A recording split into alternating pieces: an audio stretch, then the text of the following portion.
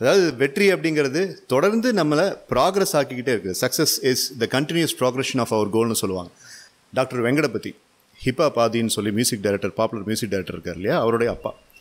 அவர் தான் group discussion and interview அப்படின்ட்டு நாங்கள் ஃபர்ஸ்ட்டு பாரதிய யூனிவர்சிட்டியில் பார்த்த முதல் ஆசான் அவர் தான் எங்கிட்ட சொன்னார். 14,000 பேரில் வந்துட்டு 70 பேரை வந்துட்டு ரொம்ப சந்தோஷப்படாதீங்கடா, இனிமேல் தான் உங்களுக்கு டெஸ்ட்டே இருக்குது அப்படின்னு சொன்னார். அதே மாதிரி பாரதிய யூனிவர்சிட்டியில் MBA படிக்கிறோம் அப்படின்னோடனே வேலை கிடச்சிடும்னு நினச்சாதீங்கடா, இது எம்ப்ளாய்மெண்ட் எக்ஸ்சேஞ்ச் இல்லை, இது யூனிவர்சிட்டி அப்படின்னு சொன்னார். ஸோ கனவெல்லாம் அப்படியே உடஞ்ச மாதிரி இருந்துச்சு. அதுக்கப்புறம் ட்ரெயினர் ஆகணும்.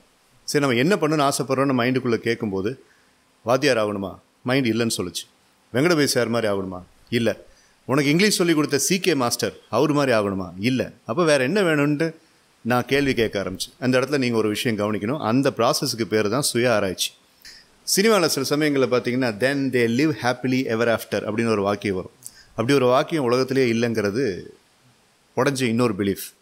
செட்டில்ங்கிற வார்த்தை நம்ம இளைஞர்கள் மத்தியில் ரொம்ப முக்கியமான ஒரு விஷயம். படித்து முடிச்சோம் சார், ஜாபுக்கு போகிறோம் சார், செட்டில் ஆகணும் சார். அது செட்டிலுங்கிற வார்த்தையே கிடையாது. NGM காலேஜில் BBM படித்தேன்.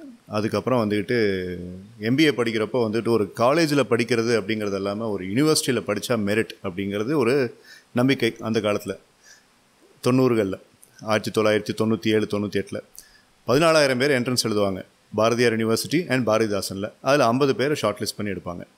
ஸோ அது ஒரு சேலஞ்சாக இருந்துச்சு BBM செகண்ட் இயர் படிக்கும்போது. அது ஒரு ப்ரொஃபஸர் என்கிட்ட சொன்னார், நீ MBA படிக்கணும்னு ஆசைப்பட்டீங்கன்னா நீ யூனிவர்சிட்டியில் படி, அதுக்கு வந்துட்டு நீ என்ட்ரன்ஸ் ப்ரிப்பேர் பண்ணுன்னு சொல்லி.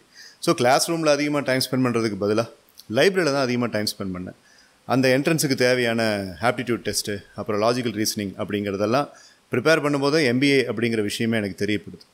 அப்புறம் என்ட்ரன்ஸ் எழுதணும். கடவுள் புண்ணியத்தில் கிளாஸில் எல்லாருமே எழுதணும், நிறைய பேர் எழுதணும். என் ஃப்ரெண்ட்ஸ், என்னோடய க்ளோஸ் ஃப்ரெண்ட்ஸ் எல்லாருமே எழுதினாங்க. நிறைய பேர் ஷார்ட் லிஸ்ட்டும் ஆனாங்க, நானும் ஒருத்தன். அதில் ஷார்ட் லிஸ்ட் ஆனதில் நானும் ஒருத்தன். ஆனால் 14,000 பேரில் 50 பேர் அப்படிங்கிற அந்த ஒரு விஷயத்தை கேள்விப்பட்டிருக்கேன். பட் அதுக்கான ஸ்க்ரீனிங் ப்ராசஸ் அதுக்கப்புறம் தான் வந்துச்சு. டாக்டர் வெங்கடபதி ஹிப்ஹாப் ஆதின்னு சொல்லி music director, popular music director இருக்கார் இல்லையா, அவருடைய அப்பா. அவர் தான் குரூப் டிஸ்கஷன் அண்ட் இன்டர்வியூ அப்படின்ட்டு நாங்கள் ஃபர்ஸ்ட்டு பாரதிய யூனிவர்சிட்டியில் பார்த்த முதல் ஆசான் அவர் தான் எங்கிட்ட சொன்னார். 14,000 பேரில் வந்துட்டு 70 பேரை வந்துட்டு ரொம்ப சந்தோஷப்படாதீங்கடா, இனிமேல் தான் உங்களுக்கு டெஸ்ட்டே இருக்குது அப்படின்னு சொன்னார். அதே மாதிரி பாரதிய யூனிவர்சிட்டியில் MBA படிக்கிறோம் அப்படின்னோடனே வேலை கிடச்சிடும்னு நினச்சாதீங்கடா, இது எம்ப்ளாய்மெண்ட் எக்ஸ்சேஞ்ச் இல்லை, இது யூனிவர்சிட்டி அப்படின்னு சொன்னார். ஸோ கனவெல்லாம் அப்படியே உடஞ்ச மாதிரி இருந்துச்சு. ஏன்னா அவர் வந்துட்டு நம்பிக்கையை உடச்ச மாதிரி பேசினார். பட் இன்ஃபேக்ட் அவர் நல்லது பண்ணாருங்கிறது எங்களுக்கு 2 வருஷம் கழிச்சு தான் தெரிஞ்சுது. பாரதிய யூனிவர்சிட்டிக்குள்ளே வந்துட்டோங்கிற அந்த மெதப்பு அங்கேயே டவுன் ஆகிடுச்சு. அப்போ அந்த குரூப் டிஸ்கஷன், இந்த இன்டர்வியூ அப்படின்னு சொல்லி பண்ணிவிட்டு அதுக்கப்புறம் 50 பேர் இல்லை 47 பேர், 3 பேர் ப்ரெஷர் தாங்க முடியாமல் டிஸ்கன்டினியூ பண்ணிட்டாங்க. 47 பேரில் ஒருத்தனா நானும் இருக்கிறேன் அப்படின்னு சொல்லி அந்த 2 வருஷம் அந்த ஒரு பெருமிதம் அப்படிங்கிறது ஒரு ஃபோர்ஸாக என்னை தூக்கிட்டு போச்சு. MBA முடித்த பிறகு இந்த ஒரு ப்ரெஷரில் வந்த அந்த உத்வேகம் பசங்களுக்கு தானாகவே வரணுன்னா என்ன செய்யணும் அப்படின்னு சொல்லி யோசித்தப்போ தான் இந்த ட்ரைனிங் அப்படிங்கிற விஷயம் என் மைண்டுக்கு புலப்பட்டுச்சு. அதுதான் ஓப்பனிங் ஸ்டெபிலைசேஷன். அதுக்கப்புறம் ட்ரெயினர் ஆகணும். சரி, நம்ம என்ன பண்ணணும்னு ஆசைப்படுறோன்னு மைண்டுக்குள்ளே கேட்கும்போது, வாத்தியார் ஆகணுமா? மைண்ட் இல்லைன்னு சொல்லிச்சு. வெங்கடபதி சார் மாதிரி ஆகணுமா? இல்லை. உனக்கு இங்கிலீஷ் சொல்லிக் கொடுத்த CK மாஸ்டர் அவர் மாதிரி ஆகணுமா? இல்லை. அப்போ வேறு என்ன வேணும்ன்ட்டு நான் கேள்வி கேட்க ஆரம்பிச்சு. அந்த இடத்துல நீங்கள் ஒரு விஷயம் கவனிக்கணும். அந்த ப்ராசஸுக்கு பேர் தான் சுய ஆராய்ச்சி.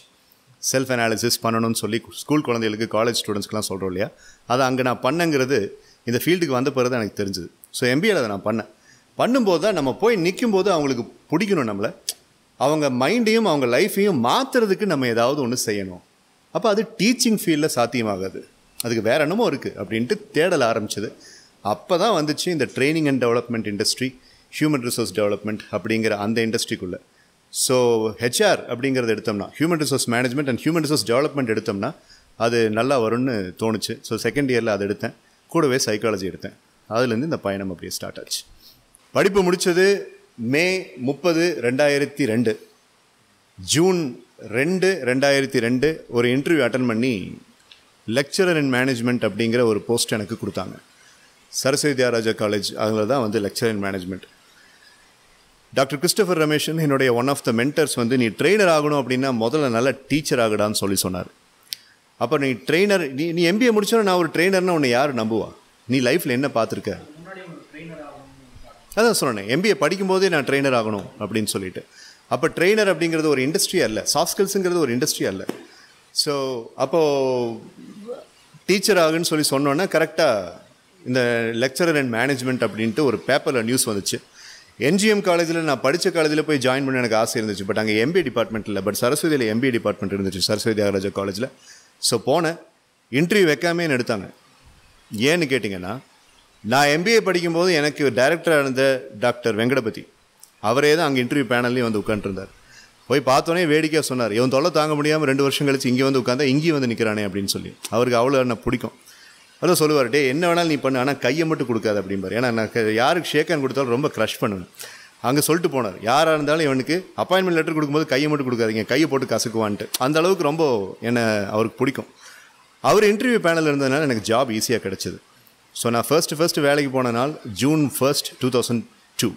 அன்றைக்கி தான் நான் சரஸ்வதி தியாகராஜா காலேஜுக்குள்ளே போனேன். ஒரு பெரிய புல்லட்டில் இவ்வளோ பெருசாக ஒரு செயினை போட்டுக்கிட்டு கையை மடித்து விட்டுக்கிட்டு ரேபன் கிளாஸ் போட்டு போனேன். எங்கள் அப்பா கூப்பிட்டு என்கிட்ட கேனார், எங்கே போகிறேன், காலேஜுக்கு போறியா இல்லை காலேஜில் ரவுடித்தனம் பண்ணுறவனுக்கு தலைவனாக போறியா அப்படின்னாரு. ஏன்பா அப்படின்னு, உன் ட்ரெஸ்ஸிங் எல்லாம் மாற்று, முதல்ல இந்த புல்லட்டை மாற்று அப்படின்னாரு. புல்லட்டில் ஸ்டீவ் ஆஸ்டின் 316ன்ட்டு அந்த காலத்தில் இந்த ரெஸ்லருடைய பேர் எழுதி வச்சுருப்பேன். ஃபோட்டோ கூட இருக்குது ஃபேஸ்புக்கில். ஸோ அதில் அந்த பட்டர்ஃப்ளை ஹேண்டில் வச்சுட்டு தான் நான் போயிட்டுருந்தேன். ஸ்டூடெண்ட்ஸுக்கு உன்னை பார்த்தா மரியாதை வரணும்டா, பயம் வரக்கூடாதுன்னு சொல்லி சொன்னார். 2 மாதம் சொல்லி பார்த்தார், நான் கேட்கல. 3ஆவது மாதம் கேரளாவில் ஒரு கான்ஃபரன்ஸ்க்காக போனேன். போயிட்டு வந்து பார்த்தா என் பைக்கு காணும். இங்கே சூரியபாலா என்டர்பிரைஸ்ன்னு சொல்லிட்டு ஒன்று இருக்குது சூடேஸ்வரம்பட்டியில். அங்கே போய் பைக்கு சோல்டுன்னு ரிப்பனை போட்டு நின்றுட்டு இருந்துச்சு. இவர் என்கிட்ட கேட்காம விற்றுட்டார். புல்லட் இருந்துச்சுன்னா நீ ரொம்ப ரவுடித்தனம் பண்ணுவேன்ட்டு சிடி டான், அந்த சிடி டான் ஒரு பைக் அப்போ வந்தது ஹீரோ ஹோண்டாவில், அதை வாங்கி கொடுத்தாரு. பசங்க எல்லாம் என்னை கிண்டல் பண்ணானு, சார் நீங்கள் ஸ்டோன் கோல்ட் ஸ்டீவ் ஆஸ்டினில் வந்துட்டு இருந்தீங்க, இப்போ ரே மிஸ்டீரியோவில் வந்துட்டு இருக்கீங்க அப்படின்னு. ரே மிஸ்டீரியோ அப்போ குட்டியாக இருக்கிற இன்னொரு ரெஸ்லர் அந்த மாதிரி. ஸோ அதுதான் என்னுடைய ஃபர்ஸ்ட் ஜாப். அதில் இருந்து எஸ்டிசியில் ஆரம்ப காலத்தில் என்னுடைய ஜாபை நான் ரொம்ப லைக் பண்ணி பண்ணாலும் மகாலிங்கம் இன்ஜினியரிங் காலேஜில் டாக்டர் கிறிஸ்டோஃபர் ரமேஷ்னு இப்போ கொஞ்ச நேரத்துக்கு முன்னாடி ஒருத்தருடைய பேரை சொன்னேன் இல்லைங்களா, அவர் இருந்தார். அவர் என்னை அங்கே கூப்பிட்டு நீ இங்கே வந்து ஜாயின் பண்ணிக்கோ அப்படின்னு சொல்லி சொன்னார். ஸோ 8 மாதம் தான் எஸ்டிசியில் வேலை செஞ்சேன். அதுக்கப்புறம் நான் எம்சிடியில் போய் ஜாயின் பண்ணிட்டேன். எம்சிடியில் சாஃப்ட் ஸ்கில்ஸ் ட்ரெயினர்னு ஃபுல் டெசிக்னேஷனோட எனக்கு கொடுத்தாங்க. அதில் பிறந்தவன் தான் soft skills trainer Manikandan. February 14, 2003 Valentine's day அன்னைக்கு ஃபஸ்ட்டு நாள் நான் உள்ளே போனேன் அங்கே எம்சிடியில். அங்கே உள்ளே போன உடனேயே சாஃப்ட் ஸ்கில்ஸ் ட்ரெயினர் அப்படின்ட்டு எனக்கு ஒரு போர்டு வச்சுருந்தாங்க. அன்றைக்கி ஆரம்பித்தது தான் இந்த சாஃப்ட் ஸ்கில்ஸ் ட்ரைனிங் ஜேர்னி. இப்போ வரைக்கும் ஆண்டவ முடியத்தில் போயிட்டுருக்கு. பிரேக்கான பிலீஃப்ஸ் கேட்குறீங்களா, இல்லை நான் தக்க வச்சுக்கிற பிலீஃப்ஸ் கேட்குறீங்களா? பிரேக்கான பிலீஃப்ஸ் நிறையா இருக்குது. இன்ஃபேக்ட் தட்ஸ் அட்டகாசமான கேள்வி கேட்டிருக்கீங்க. பிரேக்கான பிலீஃப்னு இன்னொரு முக்கியமான பிலீஃப், சினிமாவில் சில சமயங்களில் பார்த்தீங்கன்னா then they live happily ever after அப்படின்னு ஒரு வாக்கியம் வரும். அப்படி ஒரு வாக்கியம் உலகத்திலே இல்லைங்கிறது உடஞ்சி இன்னொரு பிலீஃப். ஹாப்பிலி எவர் ஆஃப்டர் அப்படின்னு யாருனாலுமே இருக்க முடியாது. சந்தோஷமாக வாழ்ந்துக்கிட்டே இருந்தாங்க அப்படின்னு. ஹாப்பி எண்டிங் அப்படின்னு யாருக்குமே இருக்காது. எண்டிங் அப்படிங்கிறது எதுவுமே கிடையாது. ஹாப்பி எண்டிங் அப்படிங்கிறது எதுவுமே கிடையாது. கண்டினியூஸாக ப்ராக்ரஸ் ஆகிட்டு இருக்கிறதுங்கிறத உண்மையான சந்தோஷம். அது ஒரு பிலீஃப். எனக்கு பிரேக்கான இன்னொரு பிலீஃப் என்னென்னா, செட்டில்ங்கிற வார்த்தை நம்ம இளைஞர்கள் மத்தியில் ரொம்ப முக்கியமான ஒரு விஷயம். படித்து முடிச்சோம் சார், ஜாபுக்கு போகிறோம் சார், செட்டில் ஆனோம் சார். அது செட்டிலுங்கிற வார்த்தையே கிடையாது. நான் செட்டில்டு கிடையாது, நீங்கள் செட்டில்டு கிடையாது, பிரைம் மினிஸ்டர் நரேந்திர மோடி கூட இன்னும் செட்டில்டு கிடையாது. யாருமே செட்டில் ஆக முடியாது. அதில் ஒரு இங்கிலீஷ் ஸ்டேட்மெண்ட் இருந்துச்சு. அந்த இங்கிலீஷ் ஸ்டேட்மெண்ட்டோடைய அர்த்தம் என்னென்னு சொல்லி கேட்டிங்க அப்படின்னா, அதாவது வெற்றி அப்படிங்கிறது தொடர்ந்து நம்மளை ப்ராக்ரஸ் ஆக்கிக்கிட்டே இருக்குது. Success is the continuous progression of our கோல்னு சொல்லுவாங்க. ப்ராக்ரஸ், நேற்றை விட இன்றைக்கி நான் பெட்டராக இருக்கேன், இன்றைக்கி விட நாளைக்கு நான் பெட்டராக இருக்கணும் அப்படிங்கிறது மட்டும்தான் உண்மையான சந்தோஷத்தை கொடுக்கக்கூடிய ஒரே விஷயம், ப்ராக்ரஸ். ஸோ அந்த ப்ராக்ரஸ் தான் முக்கியம் அப்படின்ட்டு ஹாப்பினஸ் அப்படிங்கிறது இல்லை அப்படிங்கிறது உடஞ்ச பிலீஃபில் இன்னொன்று வந்து ரொம்ப முக்கியமானது. நேற்று கூட செஷனில் நான் ஸ்டூடெண்ட்ஸுக்கு சொன்னது, there is no way for happiness, happiness is the way அப்படின்னு சொல்லுவாங்க. சந்தோஷத்துக்கான வழிகள் கிடையாது, சந்தோஷம் தான் வழியே. ஓகே, ஹாப்பினஸ் கொரியரில் வராது. நீங்கள் ஒரு விஷயத்தை செஞ்சீங்கன்னா ஹாப்பினஸ் உங்களை தேடி வராது. ஆனால் நீங்கள் செய்கிற விஷயத்தை ஹாப்பினஸோடு செஞ்சீங்கன்னா அதுதான் ஹாப்பினஸ் அப்படிங்கிறது. இது மாற்றப்பட்ட இன்னொரு பிலீஃப்.